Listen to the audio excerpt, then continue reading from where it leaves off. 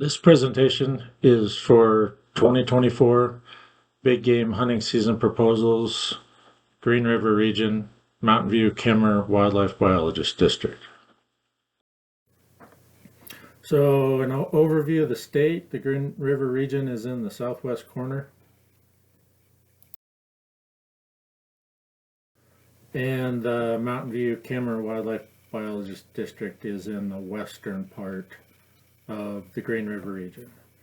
And so first we'll talk about antelope in Chapter 5.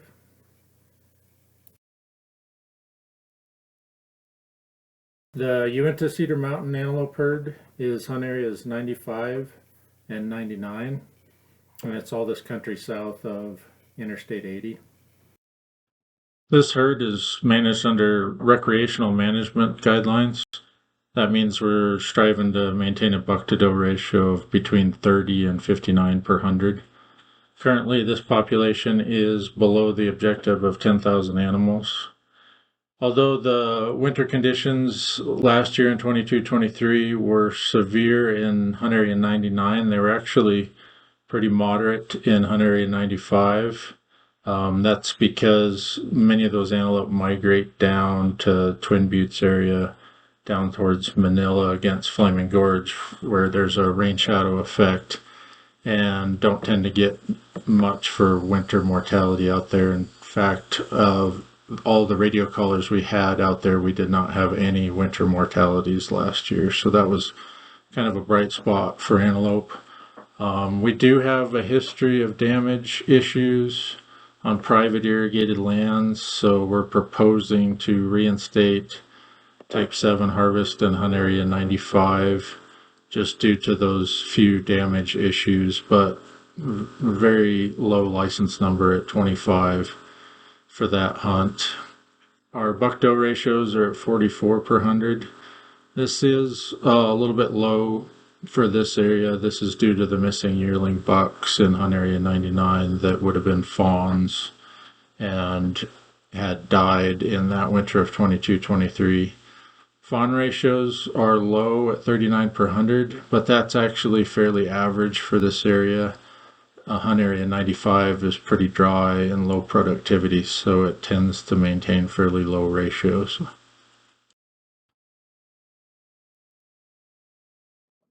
The Carter lease herd is also managed under recreational management, and this herd is comprised of hunt areas 98, 100, and 94.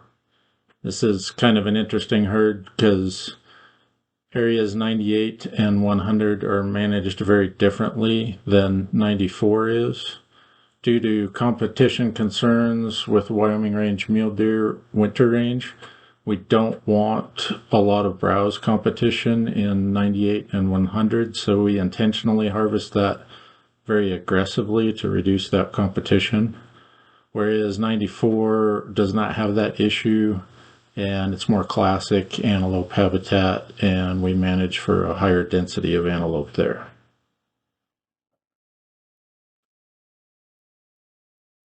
The Carter lease herd is currently below our population objective. This is largely due to the extreme winter conditions in 22-23. We did greatly reduce licenses for 2023 in response to that and eliminated all doe harvest to try to give this population as much of a chance to rebound as possible. We've also got a proposed type 1 reduction in hunt area 100. This is just due to lower harvest success on that hunt, so we're backing off further than we did last year. So buck-to-doe ratios are currently sitting at 47 per 100. This is slightly below average for this area. Most of this is due to missing that age class of yearling bucks in the buck-to-doe ratio sample. Our fawn ratios are currently also at 47 per 100, and this is low for this area, and that is mostly due to doe condition coming out of last year's winter, reducing productivity. The next chapter is Chapter 6 on deer.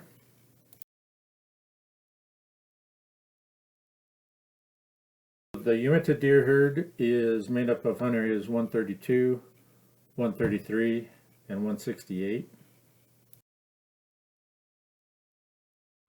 The Uinta deer herd is managed under recreational management framework. That means we're trying to maintain a buck-doe ratio in the range of 20 to 29 per 100. Currently, due to the impacts of very bad winters from 2016 to present, this herd unit is well below objective. We've had 4 very bad winters over that 7-year period, which is very unprecedented if you look back in history. And then the winter conditions in last year's winter, the winter of 22-23, were very severe. However, they were better than what we saw in the Wyoming range. We had better adult doe survival on our radio collar deer there, and then we saw adult buck survival was higher than our doe survival. So that helped us to maintain our buck to doe ratio. So right now we're at 23 per 100, which is fairly average for this area, which is interesting considering that we are missing a yearling age class of bucks in that sample size. So it's a lot of those are adult bucks in that sample. Our fawn to doe ratio is 58 per 100, and this is fairly average for this area. It's not as productive as some other areas, and that is much better than what we're seeing in the Wyoming range. So we don't have any season proposals to change anything. We are proposing to stay at the same season as we did last year from October 1st to October 6th. This is a very conservative season. It'll open on a Tuesday and end on a Sunday. And the biggest thing with hunting seasons like this is hunter participation is down very low due to those low populations. People just aren't participating in the hunt, which is good. That's what we expect to see. Success will go down after a population crash. Participation will go down. And really, when you're hunting bucks only like this in a conservative season, it has no effect on population growth and projections for the future. This herd has unlimited potential to grow if we could just get the right weather conditions with this season.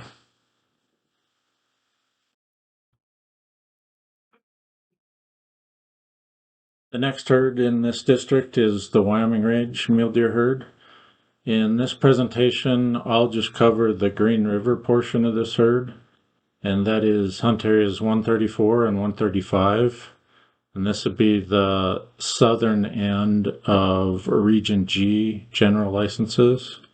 If you are interested in the northern end of this herd unit, that is managed by the Jackson and Pinedale regions, and you should be able to see those hunt areas proposals in probably the Jackson presentation, and that presentation is available on this same website.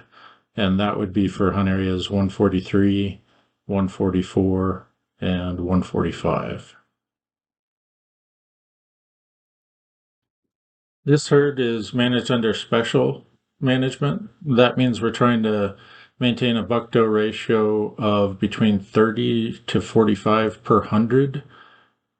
And again, just like the Uinta herd, due to the impacts of 4 very bad winters over the last 7 years, this herd is well below objective. And only having 3 mild winters in that 7-year period is just unheard of. And that's what we've experienced on the southern end of the herd. The northern end of the herd hasn't had as many of those bad winters. But in 22-23, the winter last year, winter conditions were very severe everywhere across the herd unit, probably even worse on the northern end. And in that winter, that was probably a 1 in 70 to 1 in 100-year winter event as far as how it affected deer. The snow loads on winter range were extremely severe, and they stayed for 3 to 4 months. We did see adult buck survival that was higher than adult doe survival on our radio collars. This is one of our mule deer monitoring herds, so we had very good sample size on fawns, adult bucks, and adult does. So we did measure that as being higher, which is interesting because most people think that the rigors of the rut make mule deer buck survival more difficult. However, there's been a lot of data that has shown that the demands of pregnancy and lactation end up being more difficult for adult does in a lot of environments. So we have some pretty varying ratio data coming out of the Wyoming range this year, and I think a lot of that has to do with winter severity differences in different parts of the herd unit. There's several winter ranges around this mountain range. In our southern portion, our buck to doe ratios are within objective at 34 per 100, and that's fairly average for the southern end. This is interesting, especially since we're missing those yearling bucks, just like we are in the Uinta herd. With that really high fawn mortality, the yearling bucks just aren't present. So again, those are adult bucks. The reason that that ratio is still high is because we had higher mortality rates on adult does, so that is changing that ratio. So this is what the next thing, the fawn ratios on the southern end are very low, 37 per 100. This is extremely low for this area. We really like to see 60 per 100 or above to have a productive growing deer herd on average. So this is very low, the lowest we've ever measured by far. So not only did we lose an age class of fawns coming out of 2022, but we have a much reduced age structure coming out of 2023 as well. So to look at some of our proposals here, the only thing we're proposing to do is to change the 3-point antler restriction in Hunt Area 135 to a 4-point restriction, and that is just to standardize antler point restrictions across Region G. So again, this is a very conservative season. This opens on a Tuesday, ends on a Sunday.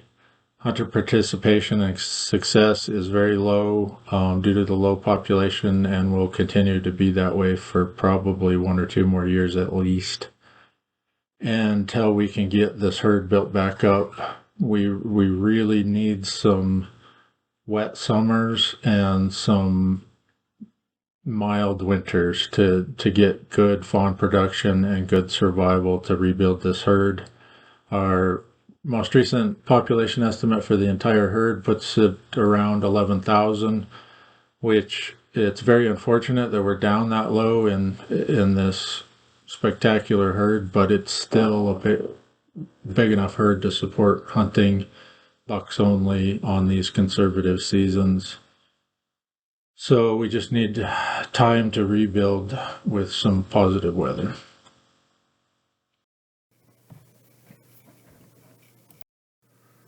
Chapter 7 is elk.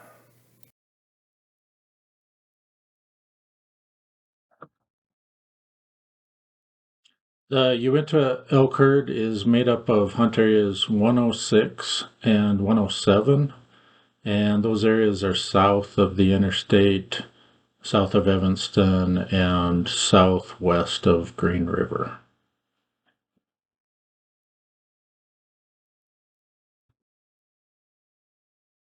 The Uinta elk herd represents the north end of a much larger population of elk that's shared with Utah. We have a lot of Utah elk summering in the Uinta Mountains that come down to winter in the Wyoming portion. And our main concerns for this herd are to provide hunter opportunity, but also to limit winter damage to stored hay on private lands. Lately, we've had quite a few changes in land ownership, and this has complicated management through reduced access to those properties. Elk harvest here in the Wyoming portion is largely dictated by weather conditions. If we get good snow in the mountains, that brings Utah elk down into Wyoming, and we can get access to those elk and get some harvest, unless they go onto private lands that hunters can't access. So it is difficult to manage this herd since we don't have a lot of public land available to winter these elk on. We do try to protect elk that winter on public lands by the way we break up our later season cow hunts and try to target the ones that have potential to cause problems on private land and protect the ones that are staying out of trouble in public lands. So we don't have any changes proposed for the 2024 season. The next elk herd is the West Green River elk herd. That's made up of hunt areas 102, 103, 104, and 105. In the West Green River elk herd, we manage for a numerical objective. That number is for 3,100 elk, and we managed to be within plus or minus 20% of that number, and we're currently within that objective range in this herd. We do have some proposed increases in antlerless elk harvest, mainly in hunt area 105 to deal with increased elk numbers there. They are unpopular with the landowners in that area, and mainly we try to manage that as a deer winter range for Wyoming range deer. So we try not to have too much forage competition with mule deer in those areas. We also have a small proposed change to the closing date on 103 Type 6 licenses, and that's just a matchup with the Type 6 closing dates in hunt areas 102 and 104. So the winter we had last year was very severe, and we did see some significant impacts to elk populations. We conducted emergency feeding both on the Cokeville side and on the Labarge side of this elk herd, and a lot of that was to keep elk off of feed lines and haystacks, but also it certainly helped increase our survival. We did see some smaller groups of elk that we were not able to move and transport to those feed lines that experienced fairly high mortality, and unfortunately, especially in some of the older age class bulls that winter in more off the beaten path places, higher elevation, rougher terrain, they experience some higher mortality. So I feel like the top end of the age classes on bulls was certainly affected by last winter, and then some of those peripheral populations as well. The next species is moose, chapter 8. The Uinta moose herd is areas 27, 35, and 44, all of those south of the interstate here. For the Uinta moose herd, we have seen population trends and harvest data for this moose herd suggesting that it's relatively stable or possibly a growing population. And we've been keeping an eye on that to see if we can try to offer more opportunity in the future. We don't think we're there quite yet. For now, any changes that you see would be just to balance the resident to non-resident split. We switched from an 80-20 split to a 90-10 split last year, so that makes the allocation a little bit more difficult, and we have to tweak those year to year. So this herd is managed as a limited opportunity objective. It is not a population-based objective. And this limited opportunity objective is based on a lot of the harvest criteria, like age of harvest and hunter effort to harvest. And it's been doing quite well. in those objectives, and that's another thing that we're watching to see if we can hopefully offer more opportunity in the future.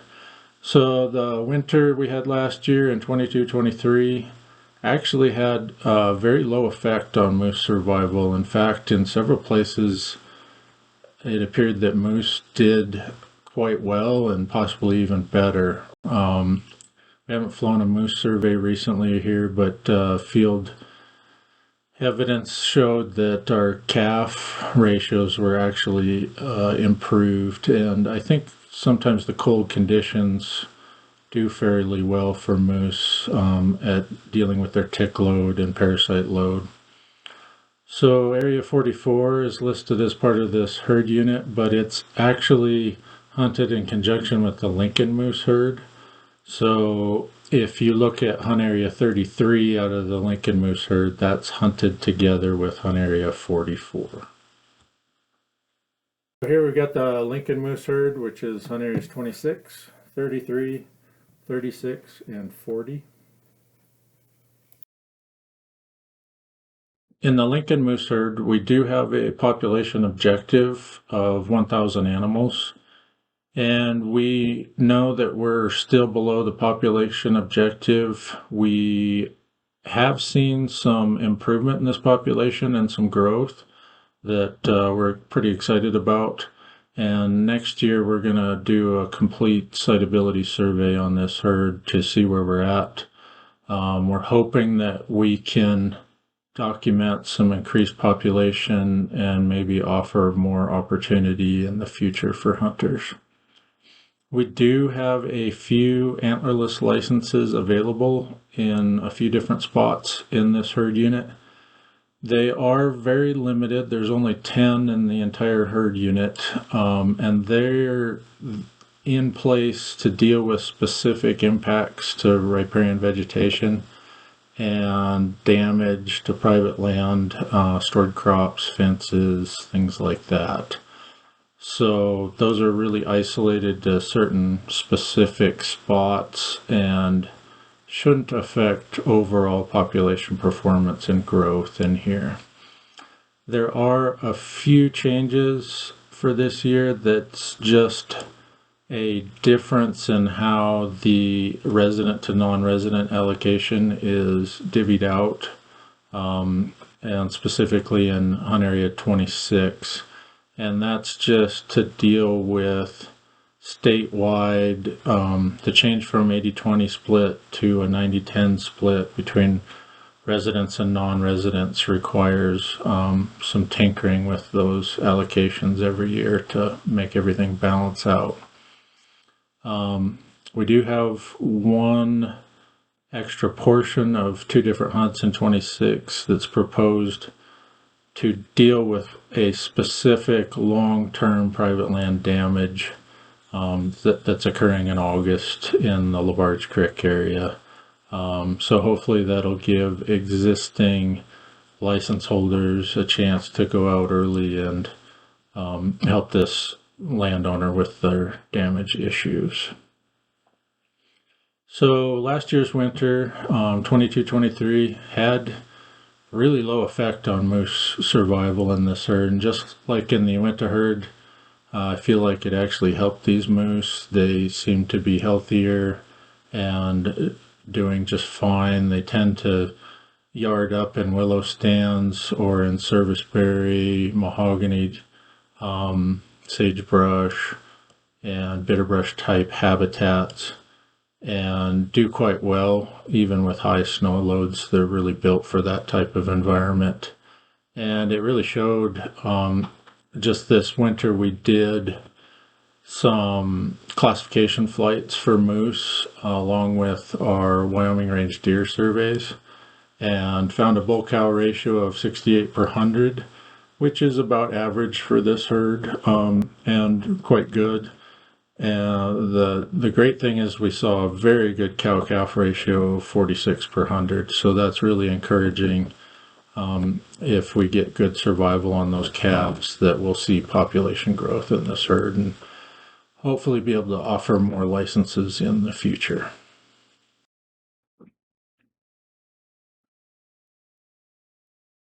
Please send us your comments and suggestions, whether you are supportive of the proposals or have comments about those proposals and want to see something different. Please get those to us. There's a couple ways that comments can be submitted. The first is online. You can go to that website there. You can also search it on our website. It's not too hard to find on there. The other way you can do it is put your comments in writing and mail those to the Casper office. Something that's important is that all these comments have to be submitted and got to us by 5 o'clock on March 29th.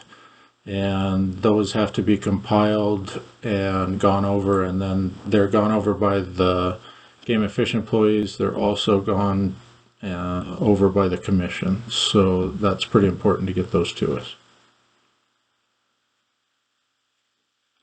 If you have any additional questions or want specific information, please give us a call. You can call the regional office at Green River and ask for either Sean or Todd. You could also call one of the local managers in Uinta County. That'd be Heather Sterling, the Evanston Game Warden, Alan DeRue, the Mountain View Game Warden, or myself, biologist out of Mountain View. If you have questions about southern Lincoln County, give our folks a call there, either Alex Poncelet at the Kemmerer Game Warden Station, Cody Schoonover in Cokeville, or myself again.